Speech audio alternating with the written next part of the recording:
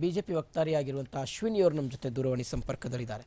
Madam ನಮಸ್ತೆ. Madam ನಮಸ್ಕಾರ. Yes madam, ಏನು ಹೇಳ್ತೀರಿ ಮೇಡಮ್? ಈ ಟೆಂಡರ್ ಕರೆಯದೆಯೇ ಅಂಗನವಾಡಿಗಳಿಗೆ ಟಿವಿಗಳನ್ನು ಪೂರೈಕೆ ಮಾಡಿದ್ದಾರೆ ಅನ್ನುವಂಥದ್ದು ಮೇಡಮ್. 30 ಕೋಟಿ ರೂಪಾಯಿ ವೆಚ್ಚ ಆಗಿದೆ, ಅಕ್ರಮ ಮಾಡಿದ್ದಾರೆ ಅನ್ನುವಂಥದ್ದು ಏನು ಹೇಳ್ತೀರಿ? ನೋಡಿ, ನಾನು ದಿನಪತ್ರಿಕೆಗಳಲ್ಲಿ ನೋಡ್ತಾ ಇದ್ದೆ, ತುಂಬಾನೇ ಸುದ್ದಿ ಆಗಿದೆ ಇದು. ಯಾವ ರೀತಿ ಕಾಂಗ್ರೆಸ್ನವರು ಅಧಿಕಾರ ಗವರ್ನೆನ್ಸ್ ಕೊಡ್ತಾ ಇದ್ದಾರೆ ಅನ್ನೋದು ನಮ್ಗೆ ಅರ್ಥ ಆಗ್ತಾ ಇಲ್ಲ. ಎಲ್ಲಾ ರೀತಿಯಾದಂತಹ ಒಂದು ಸಾಂವಿಧಾನಿಕ ಚೌಕಟ್ಟಿನಲ್ಲಿ ಕೆಲಸ ಮಾಡೋದನ್ನ ಬಿಟ್ಟು ಅವರ ತಮ್ಮ ಮರ್ಜಿ ಮೇಲೆ ನಡೆಸ್ತಾ ಇರುವಂತದ್ದು ಎಲ್ಲಾ ಇಲಾಖೆಗಳನ್ನ ಅಂತ ಆಗಿದೆ. ಈಗ ಆಲ್ರೆಡಿ ನಾವು ಸದನ ಇದ್ದಾಗ 5,000 ಕೋಟಿ ಹಗರಣನ ಆಚೆ ತಗೊಂಡ್ಬಂದಿದೀವಿ. ಇದೇ ಇಲಾಖೆದು ಮಹಿಳಾ ಮತ್ತು ಮಕ್ಕಳ ಕಲ್ಯಾಣದ್ದು. 2 ತಿಂಗಳು ಗೃಹಲಕ್ಷ್ಮಿ ದುಡ್ಡು ಆಗದೆ ಇರೋದು. ಹೌದು, ಫೆಬ್ರವರಿ ಮತ್ತು ಮಾರ್ಚ್ 2 ತಿಂಗಳುಗಳದ್ದು 5,000 ಕೋಟಿ ಹಣ ಇನ್ನ ಬಂದಿಲ್ಲ ಗೃಹಲಕ್ಷ್ಮಿಯರಿಗೆ. ಈಗ ಇನ್ನೊಂದು ಏನೋ ಇದನ್ನ ಮಾಡಕ್ ಹೊರಟಿದ್ದಾರೆ, ಮಾಡಿ ಮುಗಿಸಿದ್ದಾರೆ. ಪ್ರತಿಯೊಂದು ಈ ತರ ಪರ್ಚೇಸ್ ಆಗ್ಬೇಕಾದ್ರೂ ಟೆಂಡರ್ ಕಮಿಟಿ ಇರತ್ತೆ, ಟೆಂಡರ್ ಕರಿಬೇಕಾಗತ್ತೆ ಮತ್ತು ಅದಕ್ಕೆ ಒಂದು ಮೊತ್ತ ಅನ್ನೋದನ್ನ ನಿಗದಿ ಮಾಡಿರ್ತಾರೆ. 10 ಕೋಟಿಗಿಂತ ಹೆಚ್ಚು ಮೊತ್ತ ಏನಾದ್ರೂ ಖರೀದಿ ಮಾಡ್ಬೇಕು ಅಂತಂದ್ರೆ ಅದನ್ನ ಕ್ಯಾಬಿನೆಟ್ ಅಲ್ಲಿ ಇಟ್ಟು ಅದನ್ನ ಫೈನಲ್ ಮಾಡಿ ಅಪ್ರೂವಲ್ ತಗೋಬೇಕಾಗತ್ತೆ. ಈ ಎಲ್ಲಾ ನಿಯಮಗಳನ್ನು ಗಾಳಿಗೆ ತೂರಿ ಇವತ್ತು ಖರೀದಿ ಮಾಡಿರೋಂಥದ್ದು ಅತ್ಯಂತ ಖಂಡನೀಯ. ನಾವು ಇದನ್ನ ಉಗ್ರವಾಗಿ ಖಂಡಿಸ್ತೀವಿ.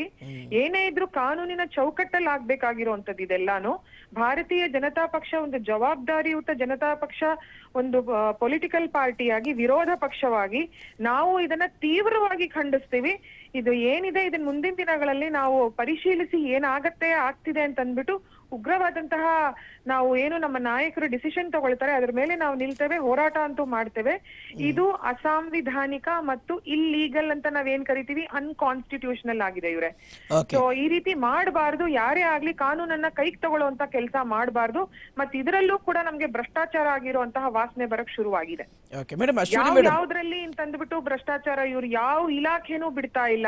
ನಿನ್ನೆ ಏನು ಇವರು ಸಾಧನಾ ಸಮಾವೇಶ ಅಂತ ಮಾಡಿದಾರೆ, ಅದಕ್ಕೆ ಸಾಧನಾ ಸಮಾವೇಶ ಅಂತ ಹೆಸರಿಟ್ಕೊಳ್ಳೋ ಯೋಗ್ಯತೆ ಕೂಡ ಇಲ್ದಂತವ್ರು ಇವರು. ಆಯ್ತಾ, ಅದೇನೋ ಭೂ ಗ್ಯಾರಂಟಿ ಅಂತ 5 ಗ್ಯಾರಂಟಿ ಪಂಕ್ಚರ್ ಆಗಿದೆ. ಈಗ ಭೂಮಿದ ಅದ್ ಏನ್ ಗ್ಯಾರಂಟಿನೋ ಗೊತ್ತಿಲ್ಲ, ಅದನ್ನ ಸಮರ್ಪಣೆ ಅಂತ. ಯಾರಿಗ್ ಸಮರ್ಪಣೆ? ಹೈಕಮಾಂಡ್ ಸಮರ್ಪಣೆ ಅನ್ಸುತ್ತೆ. ಸೊ ಇಲ್ಲಿಂದ ಎಲ್ಲ ಯಾವ ರೀತಿ ಯಾವ್ಯಾವ ಇಲಾಖೆನಲ್ಲಿ ಮಾಡ್ಬೋದು ಸಮರ್ಪಣೆನ ತಗೊಂಡೋಗ್ ಸಮರ್ಪಣೆ ಮಾಡ್ತಾ ಇದ್ದಾರೆ. ಇದೇ ಆಗ್ತಾ ಇರೋದು ಇವ್ರೆ. ಅಶ್ವಿನಿ ಮೇಡಮ್, ಈಗ ಒಂದು ವಾಲ್ಮೀಕಿ ಅಭಿವೃದ್ಧಿ ನಿಗಮ ಸರ್ಕಾರ ಬಂದ ಕೂಡಲೇ ದೊಡ್ಡ ಮಟ್ಟದಲ್ಲಿ ಸದ್ದಾದಂಥದ್ದು ವಾಲ್ಮೀಕಿ ಅಭಿವೃದ್ಧಿ ನಿಗಮ. ಅದಾದ್ಮೇಲೆ ತೀರಾ ಇತ್ತೀಚೆಗೆ ನೀವೆಲ್ಲರೂ ಸಹ ಸದನದಲ್ಲೂ ಅಹೋರಾತ್ರಿ ಧರಣಿ ನಡೆಸಿದ್ದೀರಾ ಈ ಅಬಕಾರಿ ಹಗರಣಕ್ಕೆ ಸಂಬಂಧಪಟ್ಟಂತೆ. ಈಗ ಮಹಿಳಾ ಮತ್ತು ಮಕ್ಕಳ ಅಭಿವೃದ್ಧಿ ಇಲಾಖೆಯಲ್ಲೂ 30 ಕೋಟಿ ರೂಪಾಯಿ ಹಗರಣ ಅನ್ನುವಂಥದ್ದು. ಎಲ್ಲೋ ಒಂದ್ ಕಡೆ ಎಲ್ಲಾ ಇಲಾಖೆಗಳಲ್ಲಿ ಬರೀ ಇವರು ದುಡ್ದೋಚೋದಿಕ್ಕೆ ಮಾತ್ರ ಪ್ಲಾನ್ ಮಾಡ್ಕೊಳ್ತಾ ಇದ್ದಾರಾ ಹೇಗೆ ಅನ್ನುವಂಥದ್ದು?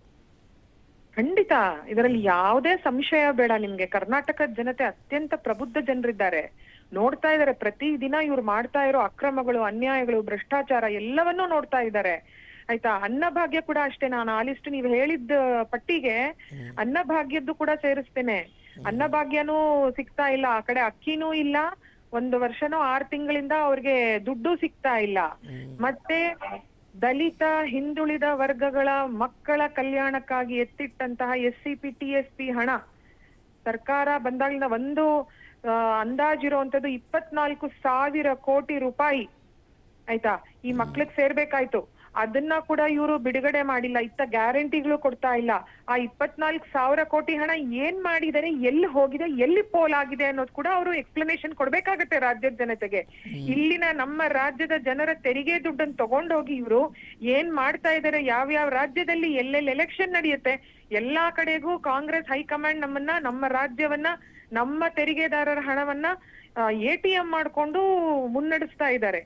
ನಾನು ಅದೇ ಹೇಳ್ತಾ ಇದ್ದೆ, ನಾನು ಮೊನ್ನೆ ಕೂಡ ಒಬ್ಬ ಮಾಧ್ಯಮಕ್ಕೆ, ಯಾಕೆ ಡೆಲ್ಲಿನಲ್ಲಿ ಮಾಡ್ಕೊಂಡಿದೀರಿ ಹೈಕಮಾಂಡ್, ಬಂದು ಎಲ್ಲರೂ ಕರ್ನಾಟಕದಲ್ಲಿ ಕೂತ್ಕೊಂಡು ಬೆಂಗಳೂರಿನಲ್ಲಿ ಇಲ್ಲಿಂದಾನೇ ಡೈರೆಕ್ಟ್ ಆಗಿ ಮಾಡಿಸ್ಬಿಡಿ ಅಲ್ಲ, ಯಾಕೆ ಅಲ್ಲೊಂದು ಡೆಲ್ಲಿನಲ್ಲಿ ಒಂದು ಹೈಕಮಾಂಡ್ ಅಂತ? ಮೊದ್ಲೇ ಸತ್ತೋಗಿದೆ ಹೈಕಮಾಂಡ್ ಅನ್ನೋರು ಯಾರು ಇಲ್ಲ.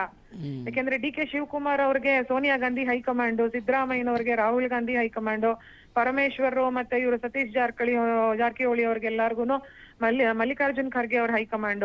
ಸೊ ಯಾರ ಮಾತು ಅಂತ ದೊಂಬರಾಟ ಆಗೋಗಿದೆ ಇದು ಒಂಥರ. ನಾನು ಹೇಳ್ತಾ ಇದ್ದೀನಿ, ತುಂಬಾ ಶೋಚನೀಯ ಪರಿಸ್ಥಿತಿಗೆ ರಾಜ್ಯದ ಆಡಳಿತ ಮತ್ತೆ ಆಡಳಿತ ಯಂತ್ರ ಮತ್ತು ಅಧಿಕಾರಿಗಳನ್ನ ಬ್ಲೇಮ್ ಮಾಡ್ತಾರೆ ಎಲ್ಲದಕ್ಕೂ. ಅಧಿಕಾರಿಗಳು ಇಷ್ಟು ವರ್ಷದಿಂದ ಅದೇ ಅಧಿಕಾರಿಗಳೇ ಕರ್ನಾಟಕದಲ್ಲಿ ಸರ್ವಿಸ್ ಮಾಡ್ತಾ ಇರೋವಂಥದ್ದು.